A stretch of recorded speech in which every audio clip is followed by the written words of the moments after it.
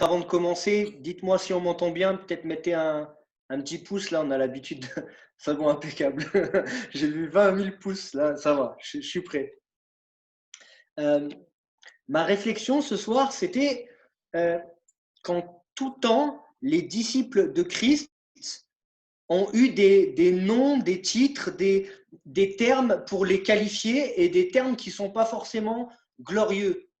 Par exemple, le terme chrétien, à la base, n'a pas été donné par directement la Bible ou un verset ou un prophète, mais c'est des gens qui les ont appelés chrétiens, petit Christ, comme si c'était quelque chose pour les dénigrer. Et ça a été récupéré un peu comme étant une force. Ensuite, il y a eu le terme protestant qui a été donné par les catholiques pour dire voilà, ils protestent contre l'ordre, ils protestent contre Dieu, etc. Et là, les chrétiens, les disciples de Christ ont encore utilisé ce terme pour dire oui, on proteste contre les fausses doctrines, on proteste pour la vérité. Et ils ont fait de ce terme qui était au premier abord péjoratif une force. Et moi, je voulais voir ce soir un terme qui au premier abord donne pas trop envie, c'est vrai, c'est le terme esclave. Et le message de ce soir, c'est soyons des esclaves de Christ. Alors dit comme ça donne pas envie, mais vous allez voir. Merci Seigneur, parce que on lui appartient. Romains 6, versets 15 à 23. Romains 6, versets 15 à 23. Ça nous dit, quoi donc? Pécherions-nous parce que nous sommes non sous la loi, mais sous la grâce? Loin de là. Ne savez-vous pas qu'en vous livrant à quelqu'un comme esclave pour lui obéir, vous êtes esclave de celui à qui vous obéissez, soit du péché qui conduit à la mort, soit de l'obéissance qui conduit à la justice. Mais grâce soit rendue à Dieu de ce que, après avoir été esclave du péché, vous avez obéi de cœur à la règle de doctrine dans laquelle vous avez été instruits. Ayant été affranchis du péché, vous êtes devenus esclaves de la justice. Je parle à la manière des hommes, à cause de la faiblesse de votre chair. De même donc que vous avez livré vos membres comme esclaves à l'impureté et à l'iniquité pour arriver à l'iniquité, ainsi maintenant, livrez vos membres comme esclaves à la justice pour arriver à la sainteté. Esclaves à la justice pour arriver à la sainteté. Car lorsque vous étiez esclaves du péché, vous étiez libres à l'égard de la justice. Quels fruits portiez-vous alors? Des fruits dont vous rougissez aujourd'hui. Car la fin de ces choses, c'est la mort. Mais maintenant, étant affranchis du péché et devenus esclaves de Dieu, vous avez pour fruit la sainteté et pour fin la vie éternelle. Car le salaire du péché, c'est la mort, mais le don gratuit de Dieu, c'est la vie éternelle en Jésus-Christ, notre Seigneur. Amen. Un texte qui paraît un peu compliqué, mais on comprend quand même le sens. Et puis on va prendre ce deuxième passage, Romains 7, verset 25. Grâce soit rendue à Dieu par Jésus-Christ notre Seigneur. Ainsi donc, moi-même, c'est Paul qui parle, je suis par l'entendement esclave de la loi de Dieu et je suis par la chair esclave de la loi du péché. Ça fait de longs textes, mais il est bon d'entendre la parole de Dieu. Et lorsque un chrétien, un disciple de Jésus va apporter la parole, va prêcher, il va parler de la parole de Dieu. Sinon, ce n'est plus vraiment une prédication biblique, mais ce n'est que la pensée humaine. Alors, nous aimons entendre la parole de Dieu. Ces textes nous parlent de l'esclavage, d'un esclavage. Et Paul disait de lui, on l'a lu, qu'il était esclave. Paul s'est dit dans Romains 1, verset 1, qu'il était serviteur de Jésus-Christ, appelé à être apôtre, mis à part pour annoncer l'évangile de Dieu. Il se définissait comme esclave ou serviteur de Christ. Alors peut-être que vous trouvez ça étonnant.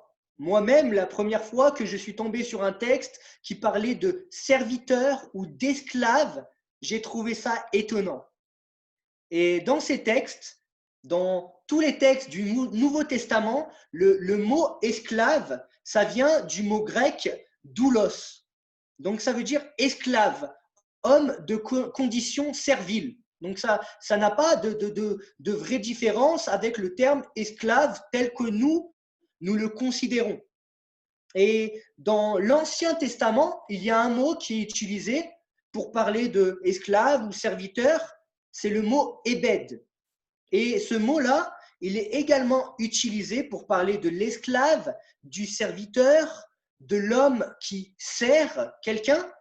Il parlait de serviteur, d'adorateur de Dieu également. Et là, ça va nous parler déjà un peu plus de serviteurs dans le sens des prophètes, par exemple, des Lévites. Les Lévites étaient considérés comme des serviteurs de Dieu, des esclaves de Dieu, puisqu'ils servaient directement au temple. Vous voyez la définition qu'il y a tout autour du terme d'un serviteur ou d'un esclave dans la parole de Dieu. Alors, les mots esclave et serviteur sont interchangeables dans la Bible. Et nous qui avons peut-être l'habitude de parler, par exemple, d'un pasteur ou d'un ministère don comme, voilà, c'est un serviteur de Dieu. Alors, je rappelle que nous sommes tous des serviteurs, des servantes de Dieu. On a tous été sauvés par grâce et donc, on est serviteurs de Dieu. Mais, donc, on a tendance à parler facilement du serviteur de Dieu. Mais on aura plus de mal à parler du fait d'être esclave de Dieu, alors que c'est la même chose. C'est la même chose. Alors on pourrait dire qu'un pasteur ou tout disciple est un esclave de Dieu. On utilise le mot esclave pour parler d'une situation de dépendance envers une personne. À l'époque, le serviteur ou l'esclave, il appartenait à son maître et son maître avait le droit de vie ou le droit de mort sur la personne qui était esclave ou serviteur, servante. Voilà ce qu'est un esclave. Alors pourquoi Paul se déclare-t-il esclave de Christ? Pourquoi fait-il cela? Et pourquoi c'est mentionné plusieurs fois dans la parole de Dieu finalement? Pourquoi ça nous serait utile à nous en tant que disciples? Alors premièrement, j'ai mis ce point-là, sortir de l'esclavage du péché. Parce que, en fait, il y a des choses où, dans la vie, nous allons dire que ce n'est pas tout noir ou tout blanc, la vie, ce n'est pas comme ça, mais qu'il y a des nuances, etc. Mais pour certaines choses, c'est binaire. C'est noir, c'est blanc, c'est vrai ou c'est faux. Et pour ce genre de choses-là, ben c'est totalement binaire. Soit on est esclave du péché, esclave de Satan, soit on est esclave de Dieu, esclave de Christ. Et là, il n'y a pas de nuance à faire. Je suis un petit peu esclave de Dieu et je suis un petit peu esclave du péché ou l'inverse. Ça n'est pas du tout possible. La situation, elle est binaire. En tant que disciple, on n'est pas esclave d'une religion. On n'est pas esclave de dogmes, de rites que les hommes veulent imposer. Il n'y a qu'une seule possibilité pour être sauvé, et je le rappelle au moyen de la prédication de l'Évangile, que ce seul moyen, c'est Jésus-Christ. Il faut appartenir à Jésus-Christ. Il faut que notre maître, ce soit Jésus-Christ. À cause du péché, à cause de la puissance du prince de ce monde, le diable. Jean 8, verset 34, nous dit « En vérité, je vous le dis, le répliqua Jésus, quiconque se livre au péché est esclave du péché. Et puisque l'homme est pécheur, c'est plus fort que lui. Il y a là comme une dépendance, le fait depuis la Genèse, depuis Adam et Ève, l'homme a été contaminé par le péché. Il peut s'en défaire par ses propres moyens, il est esclave du péché. Et il a besoin d'une délivrance. 2 Pierre 2, verset 19, va nous dire que chacun est esclave de ce qui a triomphé de lui. Chacun est esclave de ce qui a triomphé de lui. Alors, la question qu'on pourrait se poser ce soir, et il est important de se la poser, c'est qu'est-ce qui a triomphé de nous? Qu'est-ce qui a triomphé de toi? Est-ce le péché qui triomphe de toi actuellement ou est-ce la justice de Dieu en Jésus-Christ? C'est soit l'un, soit l'autre. Nous sommes soit à Christ, soit à Satan, le prince de ce monde. Dur à entendre, mais la vérité, elle affranchit, elle libère. Jésus t'affranchit, te libère. Alors regardons à nos œuvres, regardons aux fruits que nous portons, regardons à ce qui nous paraît indispensable, essentiel, nécessaire à notre vie. Et là, nous saurons à qui nous appartenons. Et il est important, il est indispensable d'appartenir à Christ. Alors, si tu n'as pas encore fait la paix avec le Seigneur, comme dit la parole, n'endurcis pas ton cœur. N'endurcis pas ton cœur. Il y a un proverbe dans le monde qui dit « tel maître, tel valet ». Parce que les serviteurs sont souvent à l'image de leur maître, parce qu'ils vont les imiter. Et voilà, si nous imitons Jésus, ça va être profitable, ça va être beau à voir. On va rayonner, on va être la lumière du monde. Et par contre, si notre maître, c'est Satan, on va être plongé dans les ténèbres. Et là, notre vie sera quelque chose de lourd, un lourd fardeau déjà pour nous, mais un lourd fardeau pour les autres qui nous verront. Et la fin pour nous sera tragique. À qui appartiens-tu? On ne peut pas servir 2 maîtres à la fois. Luc 16, verset 13 nous dit « Nul serviteur ne peut servir 2 maîtres, car ou il haïra l'un et aimera l'autre, ou il s'attachera à l'un et méprisera l'autre. Vous ne pouvez servir Dieu et Mammon. » Et dans ce texte, donc Mammon, c'est le dieu de l'argent, des finances, alors que toutes les finances appartiennent à notre Seigneur, hein, c'est lui qui les a créées, mais là, ça nous parle d'argent, ça peut nous parler de finalement tout ce qui vient prendre la place de Dieu, s'élever à la place de Dieu, tout ce qui veut dans notre vie rivaliser avec Dieu, une idole, quelque chose d'important dans notre vie, et qui là va chercher à prendre la place première qui revient au Seigneur. Mais la parole de Dieu dit que nous ne pouvons servir 2 maîtres à la fois. Il n'y en a qu'un qui doit être à la place première, et c'est notre Seigneur Jésus. Alors, être esclave de Christ, ça paraît dur à entendre, mais j'aimerais nous rappeler ce soir que Jésus lui-même, en venant sur cette terre, a pris la condition d'un esclave pour nous libérer de l'esclavage du péché.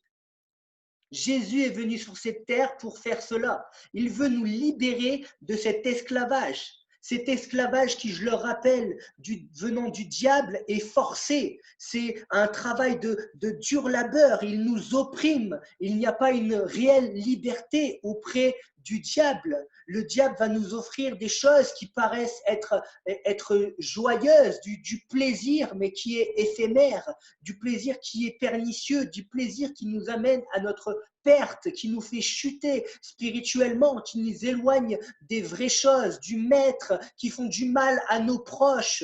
Tant de personnes qui prenaient du plaisir dans l'alcool et qui voyaient une échappatoire, par exemple. Mais en fait, lorsque leurs yeux ont été ouverts, ils ont vu le mal qu'ils faisaient à leurs proches, qu'ils battaient peut-être leurs femmes ou leurs enfants. Ils ont vu qu'ils avaient perdu leur travail, qu'ils avaient été tirés tellement vers le bas par l'alcool. Voyez comment le diable est un oppresseur. Le diable est l'adversaire contre lequel nous devons lutter. Et le Seigneur est venu justement pour nous libérer de cet esclavage. Jésus t'appelle ce soir. Il m'appelle, moi qui n'ai pas encore fait la paix avec Dieu, à passer d'un royaume à un autre, des ténèbres à son admirable lumière. Jésus veut te sauver. Il ne veut pas te laisser dans l'état dans lequel tu te trouves actuellement. Mais fais la paix avec Dieu. Sois réconcilié, je t'en supplie, avec Dieu et passe d'un royaume à un autre. Philippiens 2, versets 5 à 7 nous dit « Ayez en vous les sentiments qui étaient en Jésus-Christ, lequel, existant en forme de Dieu, n'a point regardé comme une proie à arracher d'être égal avec Dieu, mais il s'est dépouillé lui-même en prenant la forme de serviteur, en devenant semblable aux hommes. » Jésus s'est dépouillé. Jésus a pris la forme d'un serviteur, d'un esclave. Il a été semblable aux hommes. Et tout le long de son pèlerinage sur terre, il n'a jamais péché. Il a été pur, saint, irréprochable devant Dieu. Il n'a jamais été esclave du péché, mais il a été esclave de Dieu. Il a obéi à son maître. Il savait à qui il appartenait.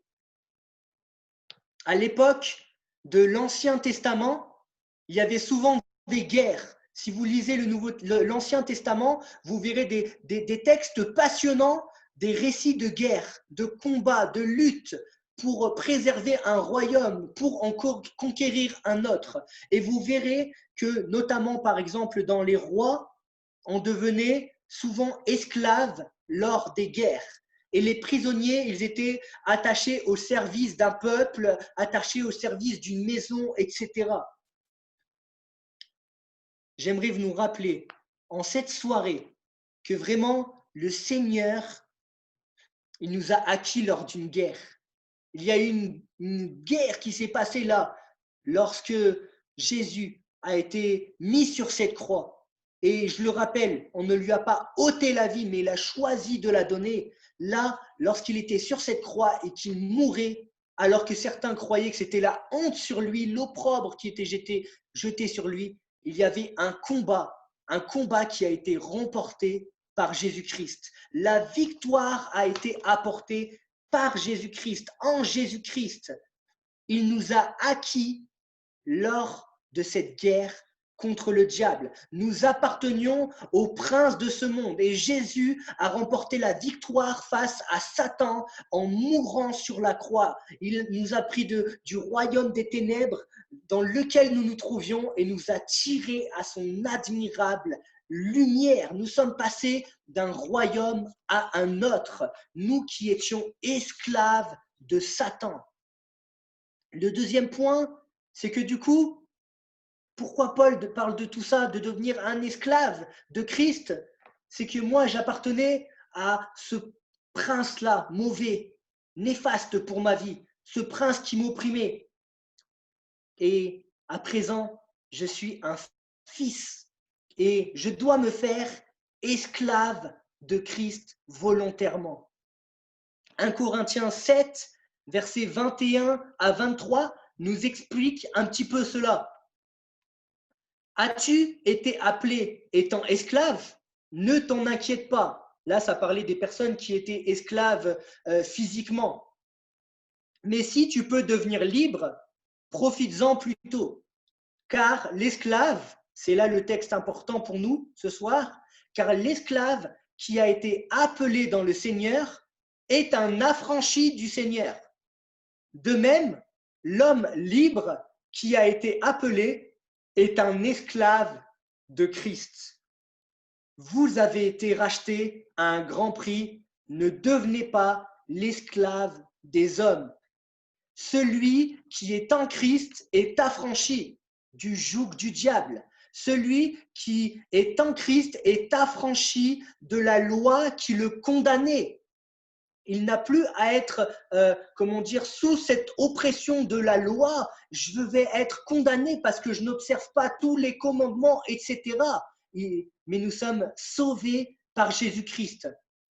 Il est devenu enfant de Dieu. Tu es devenu enfant de Dieu. Et ça, c'est important de le retenir. Nous ne sommes plus esclaves du prince de ce monde. Nous ne sommes plus condamnés lorsque nous lisons la loi de Moïse qui nous dit tout un tas de choses à accomplir et que nous n'arrivons pas à accomplir totalement, pleinement, et en tout cas jamais par nos propres moyens, mais nous sommes devenus enfants de Dieu. On a été graciés. Galates 4, versets 1 à 6, je ne vous le lis pas en entier pour ne pas être trop long, mais ça nous dit que aussi longtemps que l'héritier est enfant, je dis qu'il ne diffère en rien d'un esclave, quoi qu'il soit le maître de tout, mais il est sous des tuteurs et des administrateurs jusqu'au temps marqué par le Père. Nous aussi, de la même manière, lorsque nous étions enfants, nous étions sous l'esclavage des rudiments du monde. On était esclaves des rudiments du monde. Mais lorsque les temps ont été accomplis, Dieu a envoyé son Fils, né d'une femme, né sous la loi, afin qu'il rachetât ceux qui étaient sous la loi, afin que nous reçussions l'adoption. Et parce que vous êtes fils, Dieu a envoyé dans nos cœurs l'esprit de son Fils, lequel crie « Abba, Père ». Alors, ainsi, tu n'es plus esclave, mais fils. Et si tu es fils, tu es aussi héritier par la grâce de Dieu. Amen. On est des enfants de Dieu. On est des enfants de Dieu. Le Seigneur nous a acquis à lui. Nous sommes passés d'un royaume à un autre. Mais lorsque nous sommes arrivés à lui, nous sommes là au stade de bébé, au stade d'enfant, et on se nourrit au lait, au principe fondamental de la parole de Dieu. Et le Seigneur nous appelle à croître, à grandir, à prendre en stature, en maturité, ressembler à Jésus-Christ. Et le texte que j'ai lu au tout début nous dit que la grâce, elle est plus exigeante que la loi. Je répète, la grâce, elle est plus exigeante que la loi. Quoi? La loi de Moïse, celle que toutes ces personnes-là n'arrivaient pas à accomplir, celle qui nous condamnait. Oui, la grâce, elle est plus exigeante que la loi, car la grâce est la pleine révélation de l'amour de Dieu pour ses enfants. Ces personnes n'arrivaient pas à accomplir tout un tas de rites, tout simplement parce que parfois, ils ne les comprenaient pas, parfois, ils étaient difficiles à accomplir et ils n'avaient pas la pleine présence de Dieu en eux. Mais nous avons vécu une expérience particulière, nous avons rencontré Christ. Jésus nous a sauvés, il nous a fait passer d'un royaume à un autre. Et la parole de Dieu dit dans ce texte de Galates, versets 1 à 6, qu'on a reçu un esprit d'adoption. Nous avons le Saint-Esprit en nous qui nous rend capables de ressembler à Christ, qui fait que nous ne sommes plus des esclaves, mais des fils. Et ça, c'est important à intégrer. Nous ne devons pas être esclaves de ce que ce monde a à nous proposer. Trop de personnes, lorsqu'ils rencontrent Christ, commencent à s'habituer à vivre dans ce monde et à chercher à s'y habituer. Mais j'aimerais nous rappeler que nous sommes, comme Jésus, amenés à être étrangers et voyageurs sur cette terre. Ce monde n'a rien à nous offrir de bon. Recherchons les richesses éternelles. Recherchons le royaume de Dieu et sa justice. et toutes choses nous seront données par-dessus. C'est ça qui est véritablement important. Notre demeure n'est pas ici. Nous avons été adoptés par Dieu. Il nous a envoyé dans notre cœur l'esprit de Christ. Nous ne sommes plus esclaves, mais libres. Nous ne sommes plus esclaves, mais héritiers du Seigneur. Quelle est belle la promesse, Seigneur Jésus. Alors pourquoi Paul, si je dis tout ça, se revendique esclave? Il se revendique comme si c'était une bonne chose d'être un esclave de Christ, et c'est une bonne chose. Il n'y avait pas seulement dans l'histoire ancienne, ou peut-être même encore dans des villes voilà, un peu reculées, des esclaves qui étaient uniquement soumis de force à faire des travaux difficiles, mais il y avait également des esclaves qui, tout en étant de conditions libres, désiraient être dans un état de dépendance totale envers quelqu'un.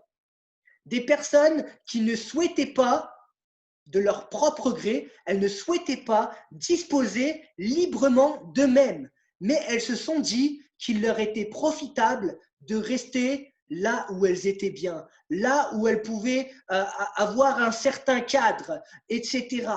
Un esclave peut être quelqu'un qui se soumet entièrement à la volonté de quelqu'un d'autre, qui s'emploie exclusivement à le servir par intérêt ou par passion.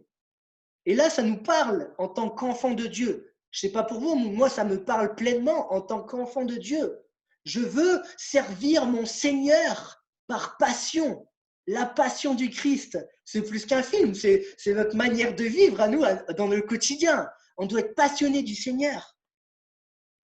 Dans l'Ancien Testament, cette pratique-là que j'ai énoncée, elle est expliquée dans Deutéronome 15. Je vais vous le lire. Deutéronome 15, versets 12 à 18.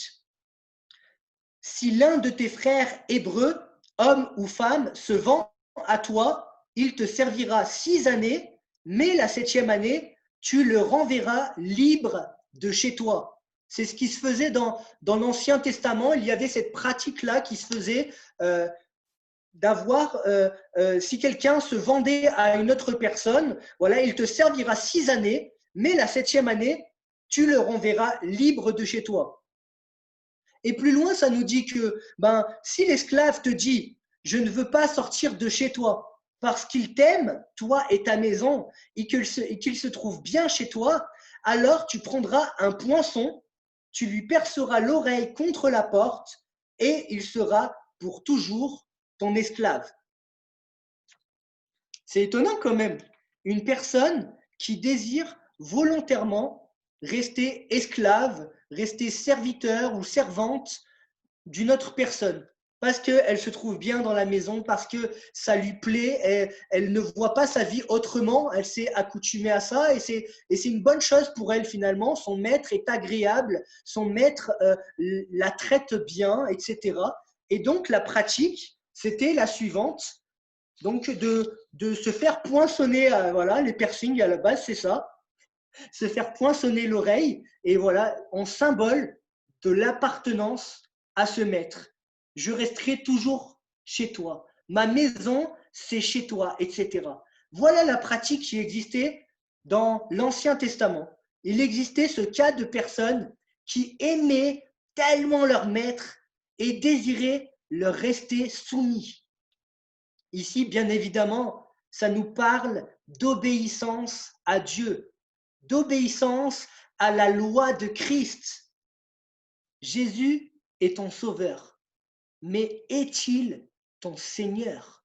Est-il ton maître? Est-il celui qui dicte, qui conduit chaque aspect de ta vie?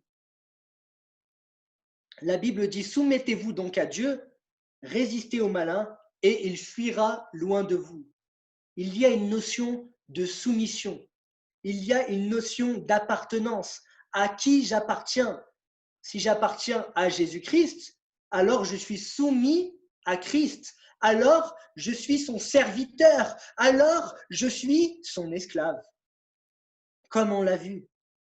Le Seigneur désire vraiment que nous nous offrions à lui, comme dit ce texte, comme un sacrifice vivant, que toute notre vie soit à lui, que nous livrons nos vies, nos membres, dit ce texte, comme esclaves à qui? À la justice.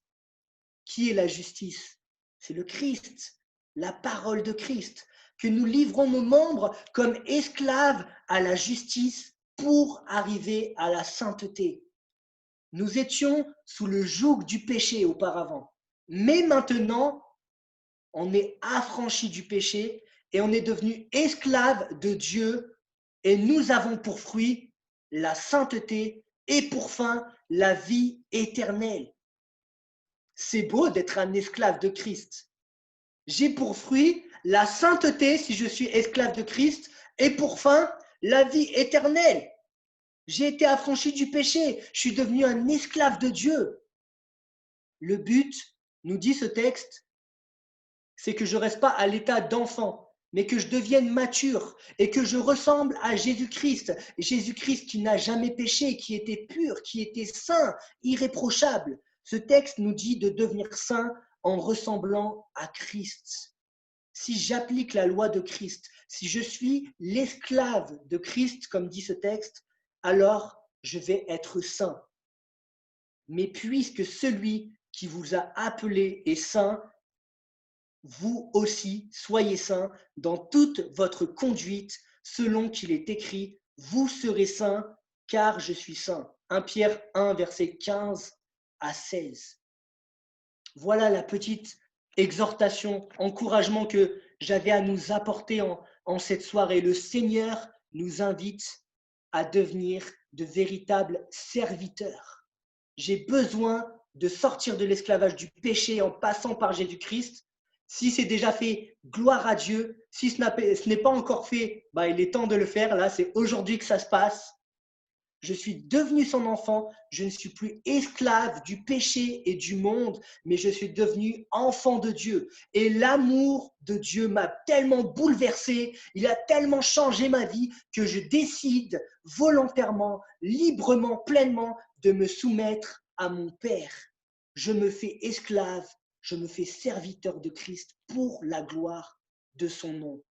Amen. Seigneur, je te remercie pour, Seigneur, cette pensée que j'ai pu apporter. Seigneur, je te demande, Seigneur, s'il te plaît, de venir bénir, Seigneur Dieu, ton Église, celle avec un grand E. Seigneur, tous ceux qui t'ont reçu comme Seigneur et Sauveur, Seigneur Dieu, ma prière, Seigneur, c'est que nous ne restons pas, Seigneur, au stade d'enfant, Seigneur Dieu, au stade de celui qui consomme le lait, Seigneur Dieu, mais de celui qui est affermi en toi, qui cherche à devenir mature, qui consomme la viande, de la nourriture solide pour son âme. Seigneur, je ne veux pas te considérer uniquement comme celui qui a sauvé ma vie, Seigneur Dieu, du prince de ce monde, mais je veux te considérer comme le Seigneur de ma vie, celui qui l'a conduit, celui, Seigneur Dieu, qui la possède, Seigneur Dieu. Je veux, Seigneur, t'appartenir, Seigneur Dieu. Je veux te laisser ma vie, Seigneur Dieu, comme un sacrifice vivant, Seigneur Dieu, en faire une ode à ton nom, Seigneur Dieu, que tout en moi te ressemble, cherche à t'honorer, Seigneur Dieu, te plaire. C'est là mon but, Seigneur Jésus. Je te remercie, Seigneur, pour ces moments qu'on a passés ensemble dans la communion fraternelle. Et je crois, Seigneur Dieu, que dans ces moments, tu parles, tu nous fais du bien, tu nous, Seigneur Dieu, conduis vers un renouveau avec toi, Seigneur, vers une proximité encore plus profonde, intime avec toi, Seigneur. Que ton nom soit béni, Jésus. Amen.